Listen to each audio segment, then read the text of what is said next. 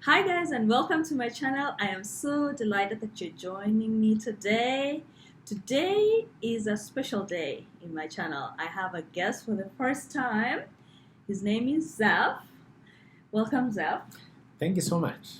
Okay, so I brought in Zeph here last week. I follow him on Facebook. He's pretty active on Facebook, on social media. And I was browsing through my timeline, and then this video came up. It was Zeph and I think Janet Rangi. They were responding to a video that someone had made about the life in diaspora and how people in diaspora struggle. So it made me really want to get feedback from you because it was so controversial to some people. And for me too, I felt like, oh my God, everybody has a story on these topics. So I wanted to hear from the horse's mouth. So Zeph, I just want to ask you first, how do you know Janet? Janet is a great friend of mine. I think when she started social media, I started way back, probably I would say maybe way more than 5 years. Anyway, but she was trying to start also, and she was looking for my guidance and gave us some tips on how to make the videos and that kind of stuff. So that's how I know her. Okay, We so worked together for a while. okay, wonderful. I should come Yes. to you too to get tips on how to Oh, yeah, get like oh, yeah. 100,000 views. I've seen some of your videos, and Yeah, I used to barely be make that. I used to be more active, not at the moment. I guess I have a lot of commitments, and this is just I do it for fun. Some people like Betty was accusing me that we make money doing that. I mean, we do it for fun. We're not doing it for money. Okay, so Otherwise, I think my job can pay me way better than Facebook or YouTube. YouTube can pay me. So for if I haven't said yet, so Zeph is referencing Betty Az. She's a YouTuber, and she's the one who made the video talking about why diasporans are struggling. So in my understanding, when I watched that video, it looks like Betty was responding to our audience. And she had some questions she wanted to answer, and some of the questions she wanted to answer, she said, was people ask her a lot about. They ask her, Betty, why is it that people in diaspora work 2 to 3 jobs? She also said that people ask her why people in the USA they don't have money, and why do people in diaspora don't invest or don't have money to invest in Kenya. So she went ahead and gave reasons, and I just want to ask you, in your opinion, why? Can you answer some of these questions? Are people in diaspora struggling? Well, I think it is so difficult to give an opinion of every individual because everybody is different. You are assholes, my asshole, someone else asshole is different. So grouping them together without scientific study or something can give us evidence that what really Betty was arguing about is true to everyone. Otherwise, you're just gonna give a biased opinion based on maybe a few people that you meet, people that you have seen that surrounds you. I don't know Kenyans who are living in Pennsylvania. I don't know the Kenyans who live in Minnesota, So it's so hard for us to just put everybody into one basket and expect to get a true answer about what they do and what their struggles are. But as far as struggle is concerned, people work hard when they come to this country because in Kenya, you can really struggle to, do things, but you can work too hard in Kenya, but you don't get money. You work hard in America, it pays you back. And when somebody is able to do 2 jobs, 3 jobs, life is not going to be the same. You're making more money by doing more stuff, and at the same time, you do things in Kenya when you're doing that. So I disagree with Betty when she argues that why, maybe it's not an argument, but that's what one person was asking her as to why Kenyans are not investing in Kenya. I think Kenyans are investing in Kenya, and you don't have to build structures in Kenya to really prove that you are investing. I could be doing stock market. I could be, buying things in Nairobi or someplace. Do I have to display them so that my community, my village knows that I'm investing? So nobody can really prove. But when we look at the government statistics, it shows that Kenyans are pumping millions to Kenya. Where are these millions coming from? Diaspora. Where is it going? Yeah. So we are sending money to Kenya, but nobody knows. So that is invalid question. I mean, every question is valid, but that question as to Kenyans are not investing in Kenya, that is wrong. Kenyans are investing, and that is why we have government statistics proving that billions of money are sent to Kenya from diaspora. We beat tourism, right? Definitely. Oh wow. Yes. So do you feel like she just then generalized too much? So generalizing that Kenyans are struggling, they are not sending money, that is not true. It's not necessarily true for everybody. Yes, it's not true for everybody, but when we ask the central government, Central Bank of Kenya, they will tell us that billions of money are going to Kenya from diaspora, meaning that we are doing great. If we are doing 3 jobs, you don't eat that money here, but you're sending some to Kenya. Okay, I had not thought of it like that. Thank you for answering that. Yeah. So what do you think? She talked about people working 2 to 3 jobs. Is that true? And if it's not true, what do you think people in diaspora, maybe somebody who's starting life, should do to get to a place where she can just work 1 job so that they can have a life? You know what I mean? Is this, like you said, it's not necessarily true, but in your opinion, what can we do to have 1 job, or is it possible? So according to Beatrice, if I say her name correctly, Betty, Betsy. She argued that we're paying a lot of taxes, which is not true, and every state, for a fact, is different. In Texas, you don't pay the state tax, among other states.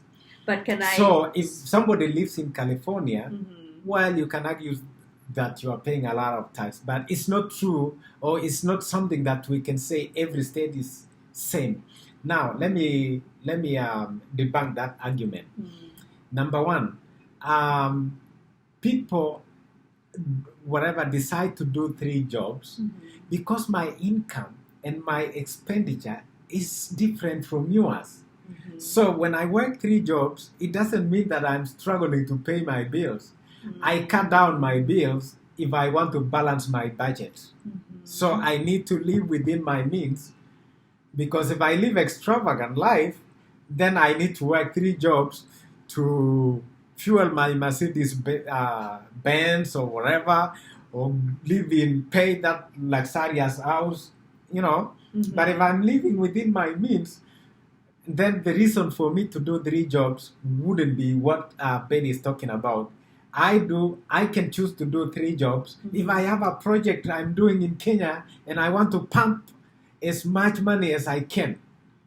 So life won't be the same. If I'm able to do 3 jobs, I have time. Why would I sleep at home and watch TV when I should be bringing in some dollars on top of my regular paycheck so that I can improve on my life? Okay, that's right. So it brings me working 1 job or 2 to 3 jobs. So Betty, in her video, she broke down her expenses and everything. She talked about, she said she spends about $3,000 to $4,000 monthly, and I wrote it down. So according to her, she pays $1,700 rent, $300 electricity, $500 clothes, $400 entertainment, $70 cable, $900 food, and phone service and insurance. So Zeph, if somebody is working a minimum wage job, like $15, maybe they don't have a career yet, they're not a nurse, they're not a doctor, they're not engineer, engineer, like a really well-paying job. Yes. Do you really think this will fit into 1 job? So what does a person need to do to work 1 job and afford What's your opinion on this? I guess I'll just ask you. Okay, so here is what I think, and I Mm-hmm. think that is where Betty is not Missing. doing right or Mhm. missing the point. Mm-hmm. If you think that your salary is too little, Mm-hmm. then I wouldn't live in a house that I pay 1,700 because that's ridiculous. When I was going to school, I lived in Iowa, and I went to a small city where my rent was $400. And I managed to pay my school fees. I managed to go through school because I lived in an environment that suits my income. But if I chose to go to school in um, maybe Dallas or maybe Phoenix, I mean, I would have struggled too much. But I chose to go to school in a place where I can afford. So if you are struggling, if your choice to pay rent 1,700 is a personal choice, you can as well decide, say, hey, I'm not gonna live here anymore. I'm going to relocate to Albuquerque, or I'm going to relocate to Alamogordo or El Paso, or smaller cities where you are able to meet. I mean, your wage is able to. So the only problem with this, number one, electricity, for God's sake, $300 is too much. I've lived in Minnesota, I've lived in Iowa, I've lived in Albuquerque, I've been to Arizona, but I don't know any situation that I've paid $300 for electric bill. Another thing on that, because our time is not on our side, is clothing. I don't think you can purchase clothes $500 every month unless you are super extravagant, which I don't understand, because if your income again is not enough to sustain your budget, then I'll go to a thrift store and purchase things that are looking nice, but is within my income. Yes. Okay. So to be fair, I think it's possible, especially here in Arizona. Mm-hmm. It gets really hot. So, and I think I've watched her videos, and she lives in a house. Okay. So if you live in a house, it's possible to pay $300. But I see what you're saying. Well, yeah, but you can cut it down from other expenditures. Mm-hmm. This is something now that you really have to sit down. If your income Mm-hmm. does not match your budget, Okay. then you, instead of working 3 jobs and things that because you're talking about entertainment, Mm-hmm. I do not know. I haven't lived in Arizona for too long. I've stayed in other states. Mm-hmm. But entertainment, for God's sake, I paid for my cable, Mm-hmm. maybe $70. Mm-hmm. Netflix, at most $10 or $13. Mm-hmm. And I get entertainment. So I don't know how you can spend $400 if you don't have enough income. That means you are extravagant because you are overdoing what you have. You're not living within your means. Mm-hmm. To be honest, I think probably then you're saying, and which I do agree, that money management is so important. It is so important. It is so important. And I can put it this way. Mm-hmm. Whether you live in America, Mm-hmm. whether you live in Canada, Mm-hmm. whether you live in UK or in Nairobi, Mm-hmm. still credit cards are everywhere. Mm-hmm. You can get a credit card in Nairobi. Mm-hmm. You can get a credit card in Canada. You can get a credit card in US. Mm-hmm. Maybe even in Nairobi, the interest rate is way higher than the rates that we're getting in America, because in America it's based on your credit score, Mm-hmm. right? Mm-hmm. So if you are spending in a very bad way, then you're gonna be in debt. So it's the same way, whether you are in America, whether you are in elsewhere, the same problem. Same concept of Yes. money How do you manage your your money? resources? Yeah. If your income is too little, Mm-hmm. then budget lower than that, so Mm-hmm. that you can have something little to save. Mm-hmm. You don't have to live like me Mm-hmm. if your income is lower than mine. Mm-hmm. If I decide maybe I'm gonna live in a very nice, expensive house, don't struggle to do that if your income does not allow you to do that. I hear you, and I think I agree with you too. You can get housing in Nairobi that is 1,700. So Yes. it's the same thing. It's just like choosing to live in Runda Mhm. and somebody else decide, oh, I'm gonna go to Kawangware. There you go. You know what they say? They say wherever you go, there you are. So you Yes. take yourself everywhere you go. Yes. Okay, so thank you for responding to that. So another thing is, let's talk about food. I think she talked about food a lot. She said food is expensive in America. Um, do you believe food is expensive? And you're talking about, oh, me, I have like so much food in my fridge at anaweza oga na maziwa. I'm like, man, Zeph, I need to come and live in your house where milk is well, plenty. I'm trying to cut down on my weight, and I'm, you know me, I go to gym, and that is why I don't eat red meat, like Betty was explaining to us. Well, I can afford to buy red meat, but I choose not to because I want to at least try to be healthy. Okay. So if you can try also, if you don't have a lot of income, then you budget wisely and don't buy things that are more expensive for nothing. You buy chicken, it's cheaper. You know, chicken is cheaper, but to be precise, I would say that carrying $100 in America is way easier than carrying $100 in Kenya. So in Kenya, you would really struggle maybe for 1 month without even getting that $100. I agree with that. $100 here, I can decide to go outside there with a poster like this and say, I can wash your car. Or I can come and mow your lawn. And that $100 is in my pocket.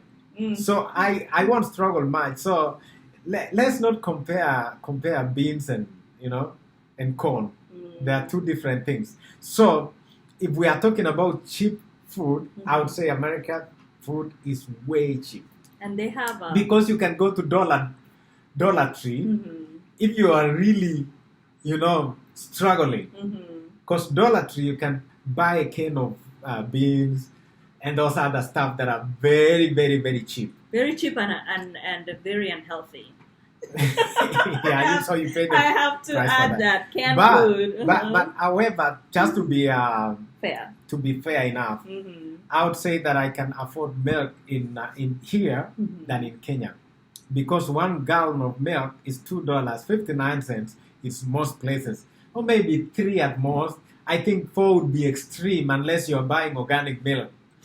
So how much is organic milk? Do you drink organic milk? And why don't you? Why don't you drink? It's just a choice anyway. I can afford it.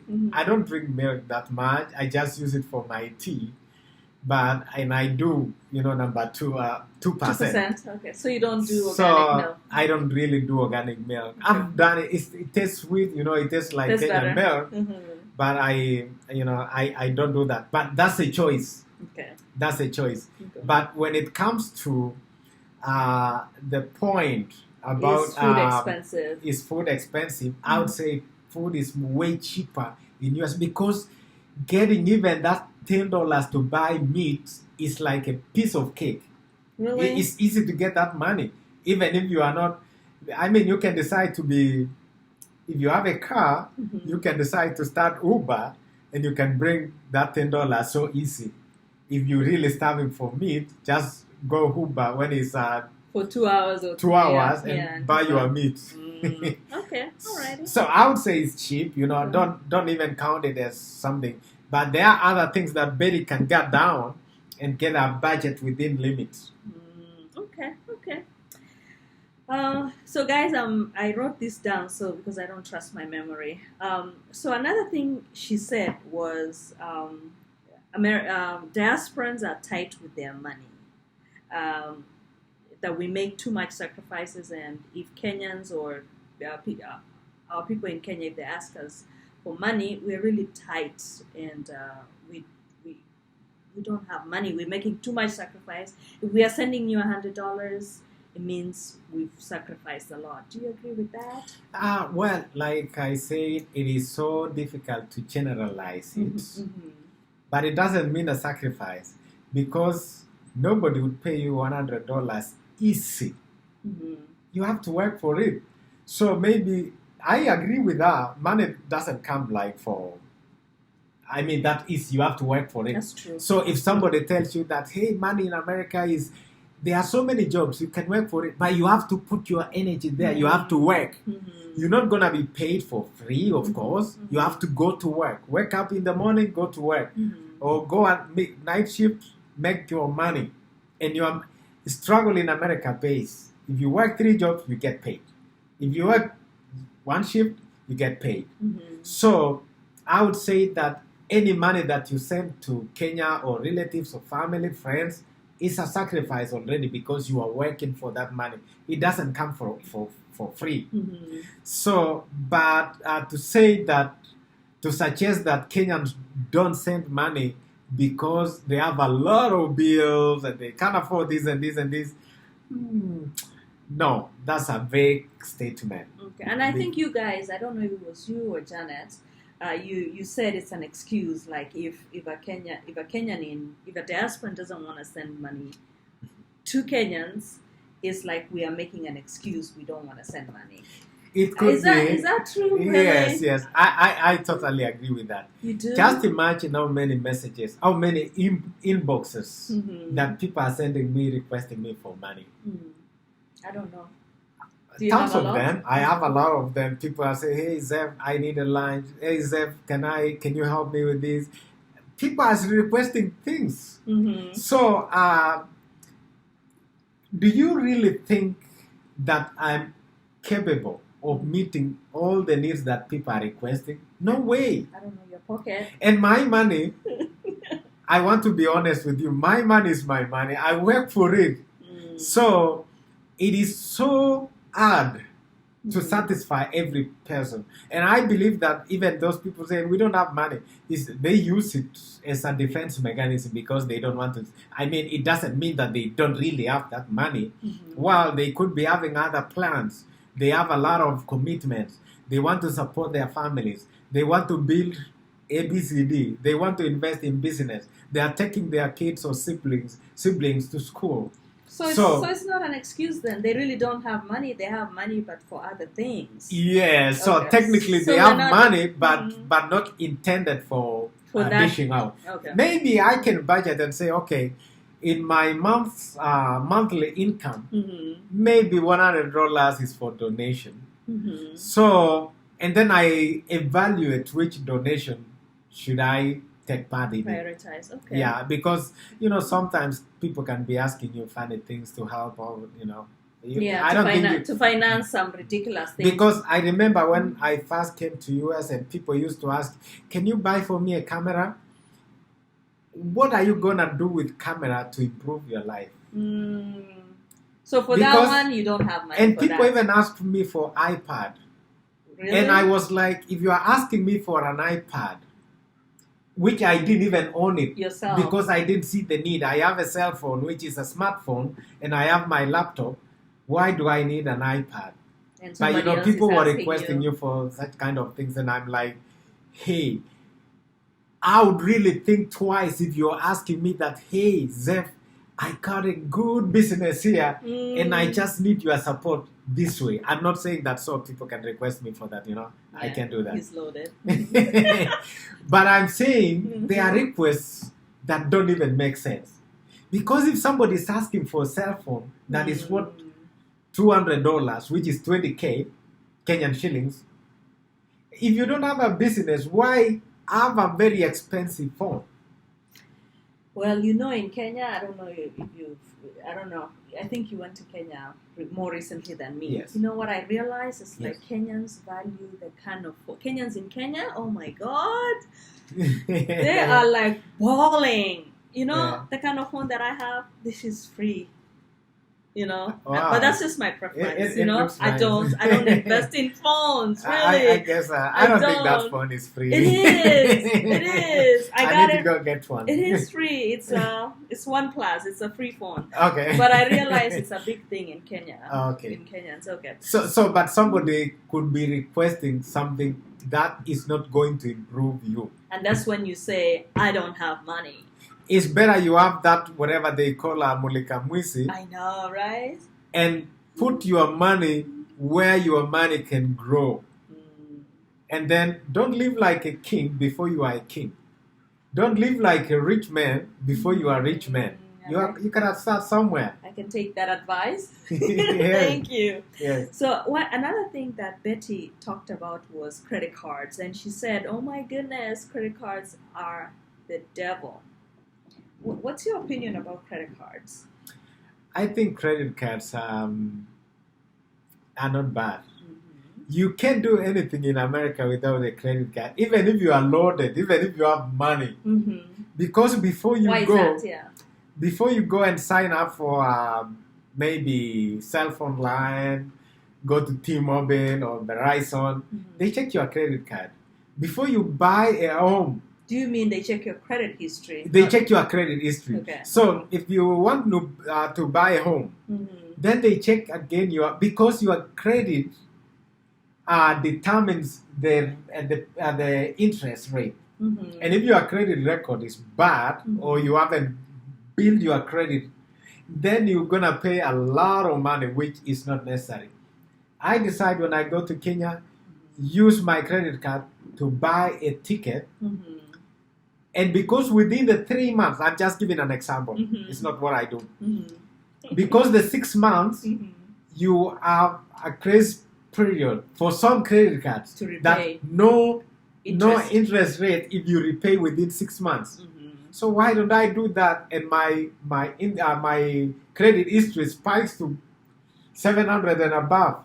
That is what people do. So credit card can be evil in Kenya. It can be evil in Canada. It can be evil in US. It can be evil everywhere. That is a debt. If you are going for a loan, then you know the consequences of not repaying your loan. If you don't have money, you don't go for a loan to buy a bread because that's a wrong investment. You go for a loan because you wanna invest in something that will give you money, so that when you will be paying for the interest, you have what to pay for that interest and get something on your side. Yeah. So I think it's important, if you're listening to this and you're new in America, I think credit cards are important, especially for emergencies. So it depends, as Zeph said, it depends how you use it. I remember one time, I think I needed to go to Kenya. My sister had passed away, and I needed to buy a ticket, and it was about $2,000, and I didn't have that money, so I used my credit card. And it saved you. And it helped me. I didn't have to go ati kutembelea mtu kumwambia akinisaidie pesa. Or asking friends, family. Yeah, asking people for money. So I'd rather owe a credit card company when an emergency comes up, rather than just kind of like go ask a friend or family. So I agree with that. It depends. Again, on how you use it, How you use it. If you use it smartly, Yeah. I think you need to really be disciplined, though. In America, they send you, it's true, Betty was saying, they send you a lot of offers. So they don't take too much. Yeah, they can make it so easy and accessible. And it's really tempting. Unatumia $5 here, $10 here, before Look at it this way. Even in Kenya now, we have whatever they call a Fuliza. I don't know what that is. It's a credit that they give you through the phone. Oh, okay. So with that credit, it's not your money. You're spending money that does not belong to you. You don't have that money. You got to repay. Okay. And that's why every Kenyan has 3-4 lines. What do you think they are for? Oh, really? So you People can borrow money? So you use this one to borrow. If you owe this one, then you use a different line. If you owe 3 lines, then you get another new line. So if you're like that in Kenya, when you come here, you're gonna be terrible. Oh my God, this is like, I've always told credit people, is so accessible here. Why are you having 2 lines when you can I only afford 1 line? Now, one thing that Betty talked about, she says she pays a cell phone bill $70, or maybe the cheapest would be $40. I think the cheapest is even $20. No, I don't know. It depends on what you are. What you want on the What phone. you want on Yeah, the phone. yeah, You know, you yeah. can have unlimited data and everything. You know, it depends on. You know. Yeah. Okay. But if you are living within your Your means, then you will budget accordingly. They say You won't be a customer for Verizon, for God's sake. Actually, financial advisors say live below Below is your the best. means. Yeah, live below your Not means. within even. Yeah. So I think it's not what you make, it's what you save, right? Yes. So it's not how much you really make, it's how you are able to save, which takes time. And this really. is an idea that I got from my friend. Mm-hmm. If your salary, monthly salary, Mm-hmm. if half of your salary is equivalent to the rent, Mm-hmm. then you need to reconsider where you live, because that is not a good investment. No way your rent should be less than 25% of your salary. Here comes the financial advisor, guys. I haven't done any economics, but I'm just saying. Yeah, I agree. So if you sense, see what Betty was saying here, 1,700, that would be too much. That's not living within your means. Or below your means. Or below your means. Yeah, but I don't know how pocket. We're just basing it on the video that we saw. And excuse me, Betty, don't be mad on us. We're just building each other, and we are not really making you look bad. We're just disagreeing with your points. Okay, so I think sometimes I'll talk about myself. Yes. So when I came to this country, I was really young. And you're not really, I don't know, I think some people like me, I didn't know how to handle money. Yes. So when I get my first paycheck, it was a lot. I was so excited. I'd go to the mall, and then I used not to bring lunch to work. And then I would wonder, why? And then I'd have like 2 jobs. Like I used to work so hard, but then I had no money. And I didn't know, like I did, like saving wasn't... It didn't come natural. Yes. It's something that I had to learn the hard way. We never even had that money in Kenya. Yeah, or education. So if you didn't have that money, yeah. What are you talking about saving? I know. You're not going to save what you don't have. Yeah. So you need to learn first to get money. Mm-hmm. After you get money, how to manage it. How do I manage this money? Yeah. I'll tell you, like I used to go out to eat every lunch. I used not to cook because I didn't know how to cook. Last born issues, and so it's like I would spend like lunch $10 every day. So Monday through Friday, I have spent like $50 just on lunch, and then bado dinner. Yes, you know. So dinner I could spend maybe even $15. So that's another like almost $200 like a week just on meals. Peke yake. Yes, but you come to see it this way. People in Kenya, they don't carry their lunch to workplace. Most, I don't want to say everybody because you might be carrying yours, but majority of the people that I know, they don't do that. In America, so it wasn't a culture. It's like in America, you have to clock out. You are not paid for lunchtime, so you have to be clocked out, get out of the work, and you go for 30 minutes lunch or 1 hour, and that is like strictly maybe 1 hour, 30 minutes to 1 hour, and you are not paid for that time. So you bring your lunch because thinking about driving, and then number 2, it's expensive. You save more money by bringing your food to workplace, eat your food, you save time, and you save your money. But some jobs, I know, but some jobs here, they have cafeteria. And cafeteria is expensive. Yes, so I can see, I think I really related. Expensive and not healthy. Yeah, very expensive. So I think a lot of things that Betty talked about, I saw myself when I had just landed and you're still learning stuff. And I didn't know until I was really broke all the time. No. So anyway, so another thing she talked about is student loan. So my question to you is, can you graduate here in America without a student loan? She talked about people having up to $70,000 in student loan. So Zeph, is it possible to graduate here in America without student loan? So many Kenyan students that come to United States of America, they don't qualify for FAFSA, what we call financial aid. Unless you have a green card or you become a U.S. citizen, then you qualify for that. Or maybe you eat a chunk pot scholarship, then you will not be in that category. So students that come from Kenya, so many of them have completed their studies without a loan, without a single cent. So not everybody is equal. Other people that had advantage of a green card or citizenship, then they went for FAFSA. And probably, and this FAFSA again, it comes, there are grants. If you use the grants, you probably won't pay much. But if you are taking free money, grants are free usually. You're taking grants free, and then you also take subsidized loan, and then you take unsubsidized loan. Because you want to buy yourself a car, you want to buy yourself a cell phone, you need to live in a very expensive apartment. I would encourage you, if you are planning to come to the United States, do what Zeph did and so many other Kenyans. I'm not the only one. I moved away from Minneapolis, which was very expensive city, and I went to a cornfield, a farm in Iowa, and I did my school. That's why I was paying $400 for rent. So when I get little money, I would pay for 3 months, the entire semester, and I can afford things because I was living in a very cheap town. And that is what people need to think. But if you are living in Phoenix, where rent is about $1,500, and you're starting life, and your job doesn't pay well because you don't have a career yet, then it's going to be tough for you. It is. And I think people ought to consider, I'm just going to add, if you're listening to this, consider starting from a community college. Yes. It is really important.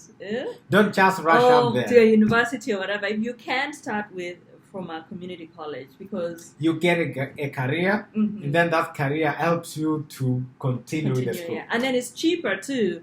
Community college, I think here, I live in Phoenix, is, I think it's $80 a credit. Which is very cheap. Yeah, so if you're going full-time, $80 times, that is in-state tuition, like that is if you're a citizen. I think if you're not, it's $100. If you are a resident of Arizona, yeah. So if you're coming on a green card or, you're a citizen already, by now you probably know you should start anyway, with community college. So I just wanted to add that. Yeah. Okay, the next thing that she talked about was... actually, this is just me. I read a study that said, and I wanted your response. The study said that 54% of Americans live paycheck to paycheck. This was a study. Now, we're not talking about Kenyans, just Kenyans here, Americans. So it's a general... Yeah. So what is your view on that one? So, if we really want to be fair, we would look into that study and see how they break it down. So we can see that which group falls into this category. Yeah. Which group falls into this one. Because grouping everybody together and put it under 54%, how about 60%? Maybe I belong to 60%. Who knows, right? But can I ask you a question? Do you think people even who have money, who've made like really good money, is it possible to live paycheck to paycheck? Yes. Okay. If you don't budget, which is very important.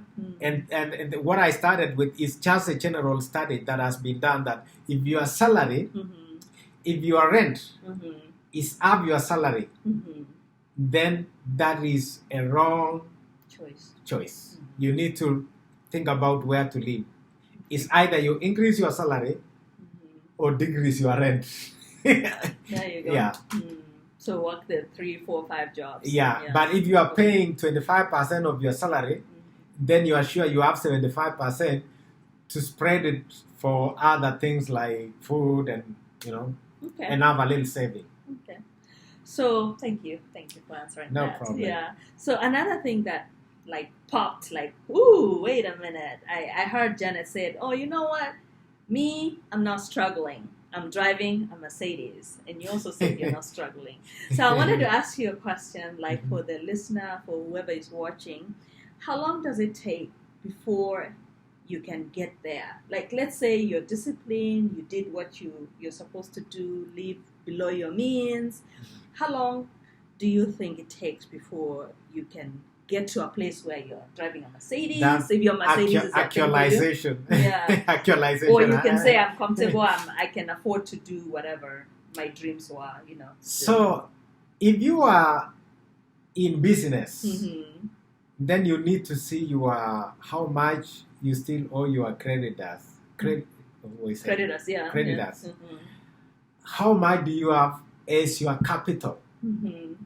And the profit that you have made. Mm-hmm. Because you don't just spend, you say, oh, I need I have a new Chevy, whatever Mm-hmm. kind of a vehicle that you want to drive. Yeah. So, A Beamer. I do not think that actualization Mm-hmm. is real with salary.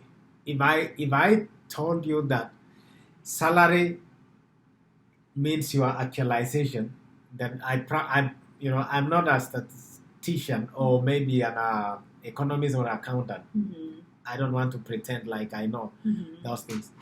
However, this is what I feel. Salary is not what you can really think of saying, oh, because I'm earning maybe $5,000 a month or $5,000 a month, Mm-hmm. then I'm now comfortable. Mm-hmm. I don't think so. Mm-hmm. But if you have a good saving, yes, Mm-hmm. maybe you are talking about half a million that you maybe put others in stock market, and you have apartments maybe in Kenya, and your kids are already done with school. Mm-hmm. You don't have a lot to worry about.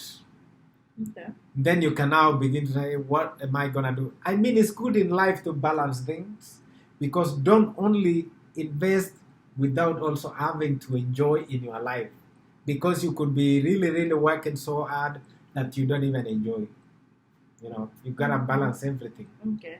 So I think I get what you're saying, but then if somebody's watching, if they came here, did the right things, A, B, C, I know there's so many variables. How long it takes? How long does it take to be in America and make it like, obviously when you come here, you So, don't have a degree. this is what I think. Mm-hmm. So when you come to America, Mm-hmm. you don't have a degree. Mm-hmm. That means you're going to do a minimum wage Job. or minimum entry position. Entry position jobs, yeah.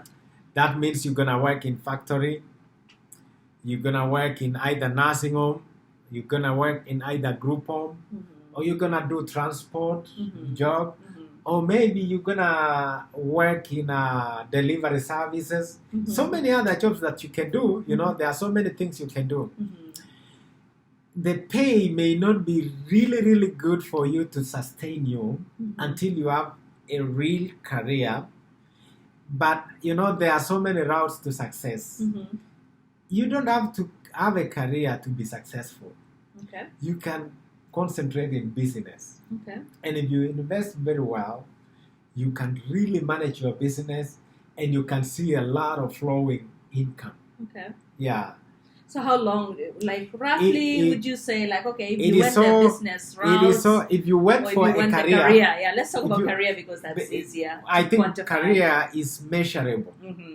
because community college takes about 3 years. Mm-hmm. 1 year general courses, and maybe 2 years cognitive courses, or maybe career-related courses. Mm-hmm. And then from there, you go to a bachelor's, maybe it takes another 2 years. Mm-hmm. So call it 4 years, you have your bachelor's, and now get an experience and get a job.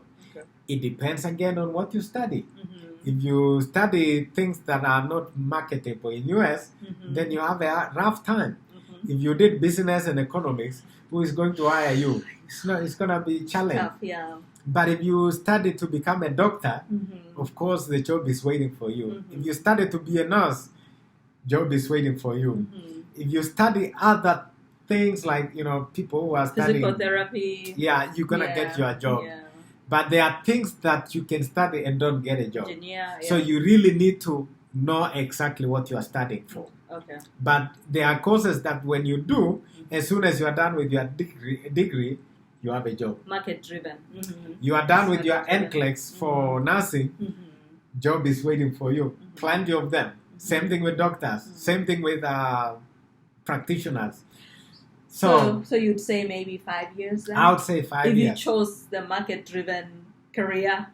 Okay. And with the business, I don't know. It depends on what kind of business you are doing, where you invest. Do you have a lot of competition? How creative you are?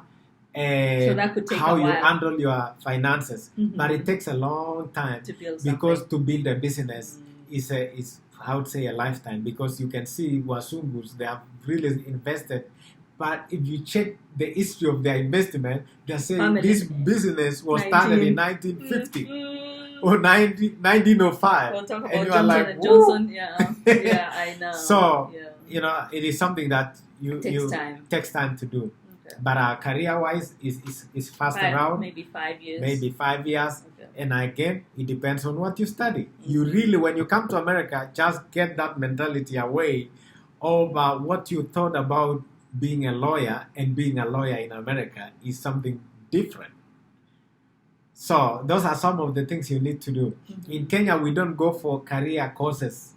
We do career courses here. If you don't know what to study, go and learn. There are computer programs that can help you determine what you really fit for, but not things that do you mean they are done in Nairobi. Do you mean personality tests? Is that what you mean? They have career. They have a career thing. Sorry, where they ask you so many random questions, and at the end, it will tell you what you fit for.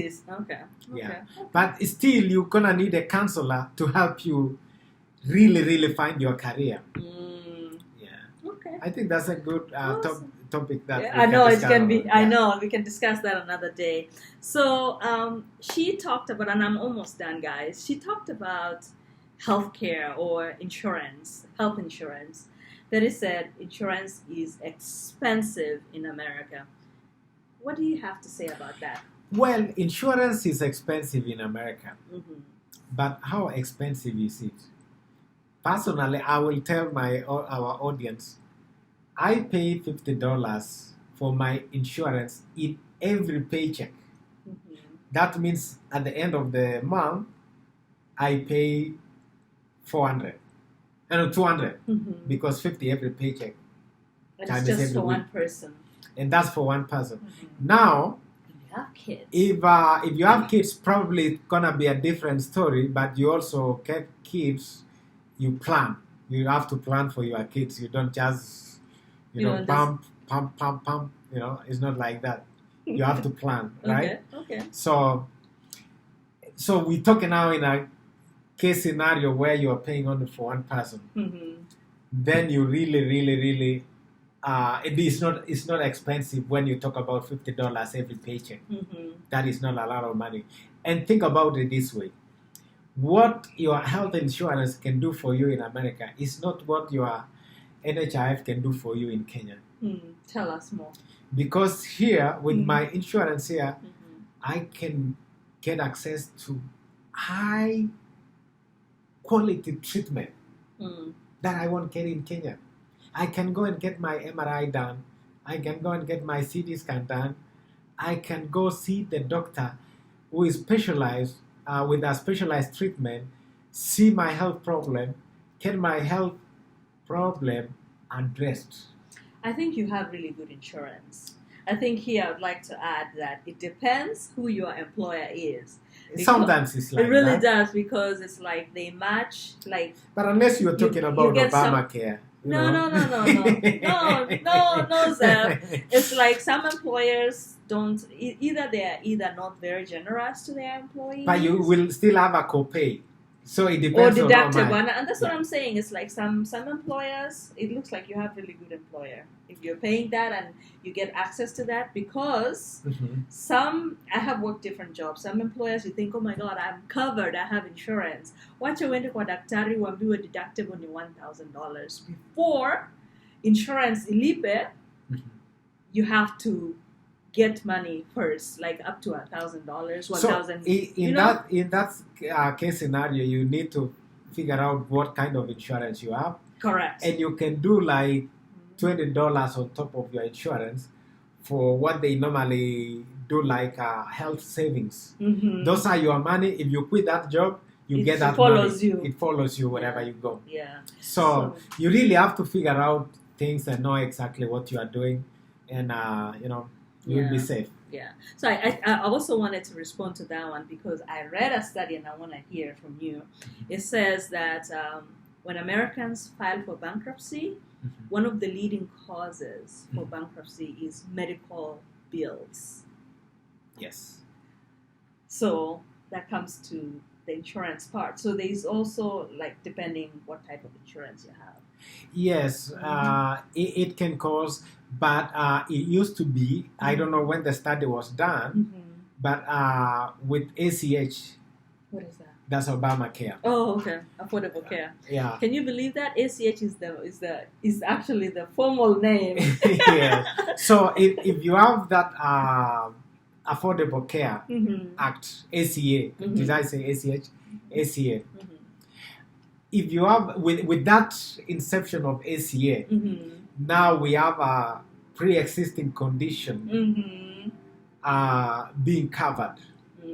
Which was not done previously. Because if you had your own savings and for God's sake you are diabetic or you have cancer, that insurance will consider you that pre-existing condition. So out of pocket. So you're going to pay with your money. And if you had huge savings, you're going to lose all that money because health is very expensive. I know. You really have to have insurance. Yeah. But what Obama did was coming up with the ACA. It has really, really helped a lot because now you are not worried about pre-existing condition. So if Thanks, Obama. Thanks, Obama. Well, yeah, I think we've exhausted much. Yeah. Do you have anything? I really appreciate you coming in here. Well, there are so many things we can talk about, and I still want to say to Betty and the listeners that audience actually that we never meant to insult her or treat her in a bad way. We respect people. We were not gossiping. I didn't even know which tribe she comes from, so I'm not. She told me that you are tribalist, which I did not mention. I'm not that kind of a person, but we were just responding to what we thought was not correct. And to disagree is okay. We're not enemies by disagreeing. That's okay. She probably hasn't watched a lot of your videos. Oh yeah, I get so many people bashing me, calling me names, and which is perfectly okay. But thank you so much for your. Yeah, thank you for coming. I think to conclude, personally, I feel like when we speak, maybe we should add this, but this. Maybe. Or say this and this. Or say not all people. Oh yeah, so we use what they call in English absolute terms. Yeah. If you use an absolute term like all people, generalized, that means you are sealing. You've sealed it like everybody will do like that. This, which is generally a wrong statement. But if you say some people, then I wouldn't argue with you because when you say some, some is not an absolute term. Yeah, there you go. So where can people find you for those who are watching for the first time? Where can they find you Zeph Chepkwony, you will find me on social media, either Instagram or Facebook or YouTube. He's all over the place. He's balling. So thank you so much for watching this. Please make sure you subscribe. Give this video a thumbs up. I appreciate you guys very much. I will see you again next time. Thank you so much.